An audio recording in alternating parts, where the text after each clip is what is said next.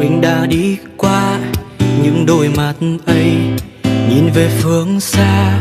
Dù có bao gian khó, hãy nhớ nụ cười là món quà. La la la la la la. Đời đổi thay, thế giới vẫn quay, tuổi thanh xuân như gió như mây. Cười thật tươi lên khi đôi môi ta còn đó mong năm tháng ấy quay lại được không. Những tháng ngày năm đó ta đã cười thật tươi, 18 đôi mươi, nhưng nụ cười đẹp nhất đời.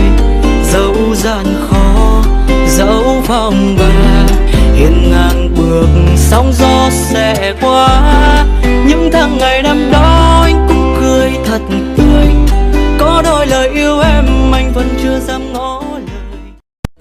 Và ta đi, đi vượt hết núi đồi, phiêu lưu với cuộc đời, mang hành trang kiêu hãnh ngút ngàn. Còn chần chờ chi hãy sống hết mình, sống trọn phút giây chân tình. Thanh xuân đang chờ, bình minh cuộc đời thật đẹp như mơ và sống hết mình. Dẫu trái tim còn đầy bỡ ngỡ, hành cao mà đi giữa trời rất xa. Tua lại thời gian